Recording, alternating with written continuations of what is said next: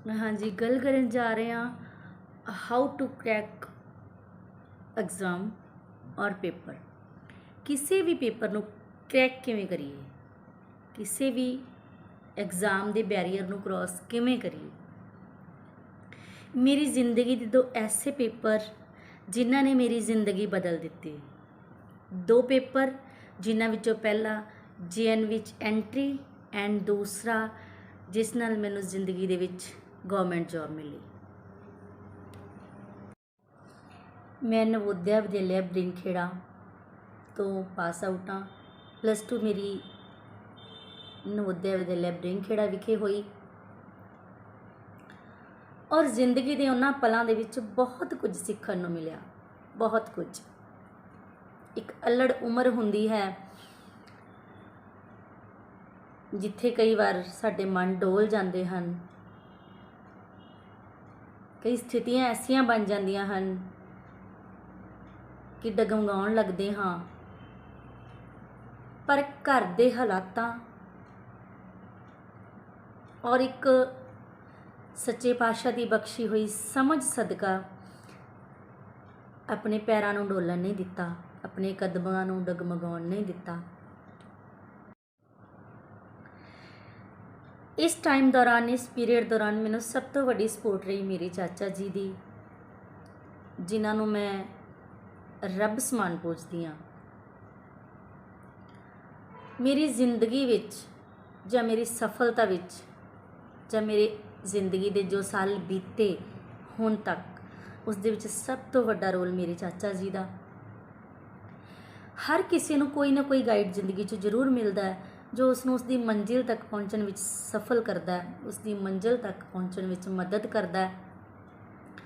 तो मेरे वो गाइड, मेरे वो गॉड मेरे चाचा जी रहे। कई कारणों करके मैनू मम्मी पापा का सपोर्ट नहीं मिल पाया,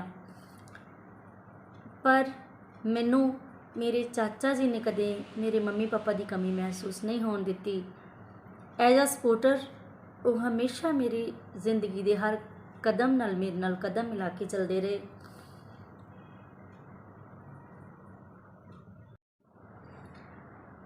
सानू जिंदगी हमेशा डर हुंदा है कि असी अपनी जिंदगी विच आने वाले बैरीयर नूं किवें क्रॉस करांगे, जां साडी जिंदगी दे विच साडी सफलता के राह विच जो बैरीयर है असी उसनूं पार किवें करांगे। पर थैंक गॉड सच्चे पातशाह ने इन्नी क हिम्मत बख्शी, इन्नी क सुमत बख्शी कि मैं अपनी ज़िंदगी के दो ऐसे बैरीयर क्रॉस किए जिन्हां ने मेरी ज़िंदगी नूं बदल के रख दिता। वो दो बैरीयर किहड़े सी? फस्ट ऑफ ऑल नवोदया दे विच एंट्री। हाँ जी, I proud to be a Navodayan. Navodaya दे विच एंट्री लई एक एग्ज़ाम हुंदा है। वो एग्ज़ाम 5th क्लास दे विच 8th क्लास दे विच हुंदा है और शायद हुण तां 10th +1 दे विच भी एग्ज़ाम हुंदा होएगा, एंट्री एग्ज़ाम। पर मेरे टाइम मैं 5th क्लास दे विच नवोदया का एग्ज़ाम दिता। घर दे हालात सही नहीं सी, जां कह लीए कि पढ़न का माहौल नहीं सी, तो मेरे तो 5th class which exam clear नहीं होया। 5th क्लास दे विच मैं उस एग्ज़ाम दे विच फेलीयर रही। सैकेंड टाइम मैं same exam 8th class which दिता। जदों मैं 8th क्लास विच सी तो मैं सेम एग्ज़ाम नवोदया की एंट्री का एग्ज़ाम दिता। तो my luck and second chance दोनों ने मेरा साथ दिता, मैं एग्ज़ाम क्लीयर कर लिया। हालात उस टाइम भी नहीं सी, पर फिर भी दिल नूं ये गल पता सी कि मनप्रीत अगर जे तू पढ़ाई करनी है, अगर जिंदगी दे विच अगे वधना है तो तैनूं ये करना ही पैना, एग्ज़ाम क्लीयर करना ही पैना। एग्ज़ाम क्लीयर होएगा तो तेरी पढ़ाई अगे होएगी, अदरवाइज फुल स्टॉप, इत्थे ही कहानी खत्म हो जानी सी। ਆਪਣੇ ਆਪ 'ਤੇ ਯਕੀਨ ਰੱਖਿਆ, ਵਿਸ਼ਵਾਸ ਰੱਖਿਆ, ਭਰੋਸਾ ਦਿਵਾਇਆ, ਐਗਜ਼ਾਮ ਦਿੱਤਾ ਔਰ ਉਹ ਐਗਜ਼ਾਮ ਕਲੀਅਰ ਹੋ ਗਿਆ। ਜਦੋਂ ਐਗਜ਼ਾਮ ਕਲੀਅਰ ਹੋਇਆ ਤਾਂ 9th ਕਲਾਸ ਦੇ ਵਿੱਚ JNV ਨਵੋਦਿਆ 'ਚ ਐਂਟਰੀ ਹੋਈ। ਐਂਟਰੀ ਤੋਂ ਬਾਅਦ +2 ਤੱਕ ਜਿਹੜੀ ਹਸੀਨ ਜ਼ਿੰਦਗੀ ਸੀ ਉਹ ਨਵੋਦਿਆ ਵਿਦਿਆਲਿਆ ਵਿੱਚ ਬਤੀਤ ਹੋਈ। ਹਾਂਜੀ, ਮੈਨੂੰ ਐਗਜ਼ਾਮ ਲਈ ਰੈਡੀ ਹੋਣ ਲਈ 2 ਚੀਜ਼ਾਂ ਨੇ ਮੇਰਾ ਸਾਥ ਦਿੱਤਾ। ਪਹਿਲੀ, ਮੇਰੇ ਘਰ ਦੇ ਹਾਲਾਤ। ਹਾਂਜੀ, ਆਪਾਂ ਨੂੰ ਸਭ ਨੂੰ ਪਤਾ ਹੁੰਦਾ ਕਿ ਸਾਡੇ ਘਰ ਦੇ ਹਾਲਾਤ ਕਿਸ ਤਰ੍ਹਾਂ ਦੇ ਆ, ਜਾਂ ਸਾਡਾ ਪਿਛੋਕੜ, ਸਾਡੇ ਮੰਮੀ ਪਾਪਾ, ਸਾਡੀ ਫੈਮਿਲੀ ਦੀ ਰੈਪੂਟੇਸ਼ਨ ਕਿਸ ਤਰ੍ਹਾਂ ਦੀ ਆ। ਜਦੋਂ ਅਸੀਂ ਇਹਨਾਂ ਗੱਲਾਂ ਨੂੰ ਆਪਣੇ ਮਾਈਂਡ 'ਚ ਬਿਠਾ ਲੈਂਦੇ ਹਾਂ, ਆਪਣੇ ਦਿਲੋਂ ਦਿਮਾਗ 'ਤੇ ਇਹ ਗੱਲਾਂ ਛਪ ਜਾਂਦੀਆਂ ਹਨ ਕਿ ਸਾਡੇ ਹਾਲਾਤ ਇਸ ਤਰ੍ਹਾਂ ਦੇ ਹਨ, ਤਾਂ ਉਹ ਹਾਲਾਤਾਂ ਦੇ ਆਧਾਰ 'ਤੇ ਅਸੀਂ ਆਪਣਾ ਚੰਗਾ ਮਾੜਾ ਸੋਚ ਸਕਦੇ ਹਾਂ। ਔਰ ਹਾਲਾਤਾਂ ਨੇ ਮੈਨੂੰ ਸਮਝਾਇਆ ਕਿ ਤੈਨੂੰ ਇਹਨਾਂ ਹਾਲਾਤਾਂ ਨੂੰ ਚੇਂਜ ਕਰਨ ਲਈ ਕੁਝ ਨਾ ਕੁਝ ਤਾਂ ਕਰਨਾ ਪੈਣਾ।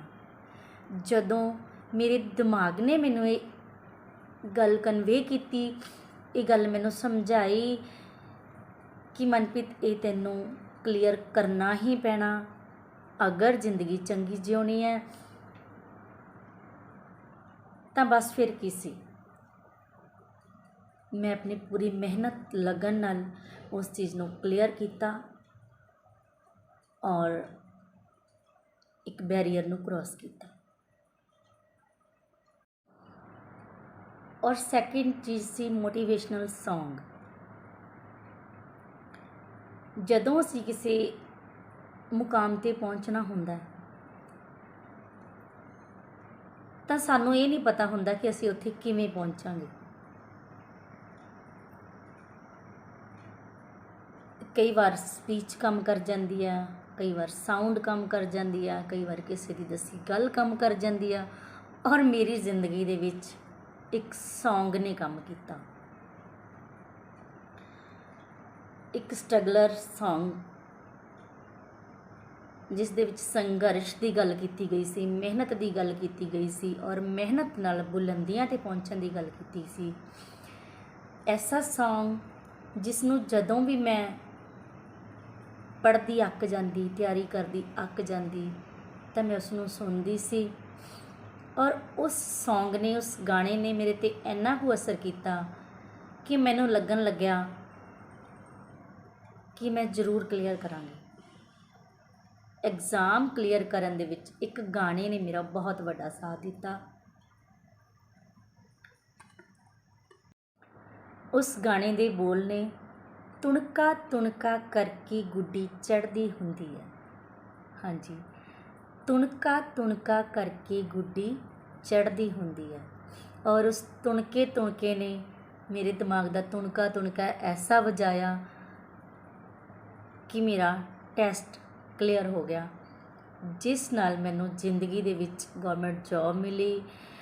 ਕਈਆਂ ਲਈ ਗੌਰਮੈਂਟ ਜੋਬ ਮਾਇਨੇ ਨਹੀਂ ਰੱਖਦੀ ਹੋਣੀ, ਪਰ ਮੇਰੇ ਲਈ, ਮੇਰੇ ਪਰਿਵਾਰ ਲਈ, ਮੇਰੇ ਹਾਲਾਤਾਂ ਲਈ ਉਹ ਜੋਬ ਬਹੁਤ ਜ਼ਰੂਰੀ ਸੀ ਜਾਂ ਜ਼ਰੂਰੀ ਹੈ, ਜਿਸ ਨੇ ਮੈਨੂੰ ਜ਼ਿੰਦਗੀ ਦੇ ਰਾਹ 'ਤੇ ਚੱਲਣ ਲਈ ਸੌਖਿਆਂ ਕਰ ਦਿੱਤਾ। ਸੈਕਿੰਡ ਐਗਜ਼ਾਮ, ਫਸਟ ਐਗਜ਼ਾਮ ਸੀ ਮੇਰਾ ਨਵੋਦਿਆ ਦਾ, ਜੋ ਕਲੀਅਰ ਹੋਇਆ, ਜਿਸ ਨੇ ਮੈਨੂੰ ਉਸ ਟਾਈਮ ਮੇਰਾ ਸਾਥ ਦਿੱਤਾ ਜਦੋਂ ਮੇਰੀ ਪੜ੍ਹਾਈ ਦੀ ਆਸ ਨਹੀਂ ਸੀ, ਮੈਨੂੰ ਅੱਗੇ ਪੜ੍ਹਨ ਦੀ ਆਸ ਨਹੀਂ ਸੀ। ਪਰ ਜਦੋਂ ਨਵੋਦਿਆ ਦਾ ਟੈਸਟ ਕਲੀਅਰ ਹੋਇਆ ਤਾਂ +2 ਤੱਕ ਦੀ ਮੇਰੀ ਜੋ ਸਟੱਡੀ ਸੀ, ਜੋ ਮੇਰੀ ਪੜ੍ਹਾਈ ਸੀ, ਉਹ JNV ਨਵੋਦਿਆ ਦੇ ਹਿੱਸੇ ਆਈ ਔਰ ਨਵੋਦਿਆ ਨੇ ਮੈਨੂੰ ਇੱਕ ਐਸਾ ਸ਼ਖਸ ਬਣਾ ਦਿੱਤਾ ਜਿਸ ਨੂੰ ਹਾਲਾਤਾਂ ਨਾਲ ਸਮਝੌਤਾ ਕਰਨਾ ਆ ਗਿਆ, ਹਾਲਾਤਾਂ ਨਾਲ ਨਿਬੜਨਾ ਆ ਗਿਆ, ਨਜਿੱਠਣਾ ਆ ਗਿਆ ਔਰ ਜ਼ਿੰਦਗੀ ਦੇ ਵਿੱਚ ਅੱਗੇ ਵਧਣਾ ਆ ਗਿਆ। ਇਹ ਸਭ ਕੁਝ ਹੋਇਆ ਨਵੋਦਿਆ ਦੀ ਬਦੌਲਤ। ਨਵੋਦਿਆ ਦੇ ਵਿੱਚ ਸਾਡੇ ਟੀਚਰਸ, ਸਾਡੇ ਸੀਨੀਅਰਸ, ਉਹਨਾਂ ਤੋਂ ਬਹੁਤ ਕੁਝ ਸਿੱਖਣ ਨੂੰ ਮਿਲਿਆ। ਜ਼ਿੰਦਗੀ ਨਾਲ ਲੜਨਾ ਕਿਸ ਤਰ੍ਹਾਂ, ਜ਼ਿੰਦਗੀ ਨਾਲ ਸੰਘਰਸ਼ ਕਿਸ ਤਰ੍ਹਾਂ ਕਰਨਾ। ਐਂਡ ਸੈਕਿੰਡ ਐਗਜ਼ਾਮ, ਫਸਟ ਨੇ ਮੈਨੂੰ ਸਟੱਡੀ ਕਰਵਾਈ ਐਂਡ ਸੈਕਿੰਡ ਐਗਜ਼ਾਮ ਸੀ ਮੇਰਾ ਟੈਟ ਦਾ ਐਗਜ਼ਾਮ। ਹਾਂਜੀ, ਜਦੋਂ ਮੈਂ ਟੀਚਰ ਟ੍ਰੇਨਿੰਗ ਲਈ ਤਾਂ ਉਸ ਤੋਂ ਬਾਅਦ ਇੱਕ ਬੈਰੀਅਰ ਹੁੰਦਾ ਟੈਟ ਦਾ ਐਗਜ਼ਾਮ, ਉਹ ਸਭ ਲਈ ਕੰਪਲਸਰੀ ਸੀ। ਫਸਟ ਟਾਈਮ ਦੇ ਵਿੱਚ ਮੈਂ ਉਹ ਵੀ ਕਲੀਅਰ ਨਹੀਂ ਕੀਤਾ, ਜਿਸ ਤਰ੍ਹਾਂ JNV ਦਾ ਫਸਟ ਟਾਈਮ 'ਚ ਕਲੀਅਰ ਨਹੀਂ ਹੋਇਆ ਸੀ, ਇਸੇ ਤਰ੍ਹਾਂ ਹੀ ਟੈਟ ਦਾ ਐਗਜ਼ਾਮ ਜਦ ਮੈਂ ਕੋਰਸ ਕਰ ਰਹੀ ਸੀ ਤਾਂ ਮੈਂ ਉਦੋਂ ਦਿੱਤਾ, ਪਰ ਉਦੋਂ ਟੈਸਟ ਕਲੀਅਰ ਨਹੀਂ ਹੋਇਆ ਕਿਉਂਕਿ ਉਸ ਟਾਈਮ ਟੈਸਟ 'ਤੇ ਬਿਲਕੁਲ ਵੀ ਧਿਆਨ ਨਹੀਂ ਦਿੱਤਾ ਗਿਆ ਸੀ ਔਰ ਨਾਲ ਹੀ ਨਾਲ ਕੋਰਸ ਵੀ ਚੱਲ ਰਿਹਾ ਸੀ। ਸੈਕਿੰਡ ਟਾਈਮ ਜਦੋਂ ਉਹ ਟੈਸਟ ਅਪਲਾਈ ਕੀਤਾ ਤਾਂ ਮਨ ਦੇ ਵਿੱਚ ਦੋ ਹੀ ਗੱਲਾਂ ਸੀ ਕਿ ਹੁਣ ਕਲੀਅਰ ਹੋ ਗਿਆ ਤਾਂ ਹੋ ਗਿਆ, ਨਹੀਂ ਤਾਂ ਫੇਲੀਅਰ ਦੀ ਲਾਈਨ ਦੇ ਵਿੱਚ ਆ ਜਾਵਾਂਗੀ। ਬਹੁਤ ਹਾਲਾਤ ਐਸੇ ਤਰ੍ਹਾਂ ਦੇ ਸੀ ਕਿ ਡੀਮੋਟੀਵੇਟ ਹੋ ਰਿਹਾ ਸੀ ਹਰ ਕੋਈ। ਰਿਜ਼ਲਟ ਫਸਟ ਟਾਈਮ ਦੇ ਵਿੱਚ ਸਟੇਟ ਦਾ ਬਹੁਤ ਮਾੜਾ ਆਇਆ ਸੀ ਐਂਡ ਸੈਕਿੰਡ ਟਾਈਮ ਦੇ ਵਿੱਚ ਰਿਜ਼ਲਟ ਕੁਝ ਠੀਕ ਸੀ। ਜਦੋਂ ਅਸੀਂ ਪੇਪਰ ਦਿੱਤਾ ਤਾਂ ਅਸੀਂ ਪੂਰੀ ਤਰ੍ਹਾਂ ਡੀਮੋਟੀਵੇਟ ਸੀ ਕਿ ਟੈਟ ਕਲੀਅਰ ਕਰਨਾ ਬਹੁਤ ਔਖਾ ਹੈ। ਸੁਣਦੇ ਵੀ ਇਹੀ ਸੀ ਕਿ ਟੈਟ ਕਲੀਅਰ ਕਰਨਾ ਬਹੁਤ ਔਖਾ ਹੈ, ਪਰ ਜਦੋਂ ਟੈਸਟ ਅਪਲਾਈ ਕੀਤਾ ਤਾਂ ਨਾਲ ਦੀ ਨਾਲ ਹੀ ਟੈਸਟ ਦੀ ਤਿਆਰੀ ਸ਼ੁਰੂ ਕਰ ਦਿੱਤੀ ਗਈ। ਟੈਸਟ ਦੀ ਤਿਆਰੀ ਕਰਨ ਸਮੇਂ ਮਨ ਦੇ ਵਿੱਚ ਸਿਰਫ ਦੋ ਹੀ ਖਿਆਲ ਸੀ, ਪਹਿਲਾ ਤਾਂ ਆਪਣੀ ਫੈਮਿਲੀ ਔਰ ਫੈਮਿਲੀ ਦੇ ਹਾਲਾਤ, ਐਂਡ ਦੂਸਰਾ ਕਿ ਇਹ ਮੌਕਾ ਅਗਰ ਇਸ ਵਾਰ ਖੁੰਝ ਗਿਆ ਤਾਂ ਜ਼ਿੰਦਗੀ ਦੇ ਵਿੱਚ ਫੇਲ ਹੋ ਜਾਵਾਂਗੇ, ਜ਼ਿੰਦਗੀ ਦੇ ਵਿੱਚ ਫੇਲੀਅਰ ਦੀ ਲਾਈਨ ਵਿੱਚ ਆ ਜਾਵਾਂਗੇ।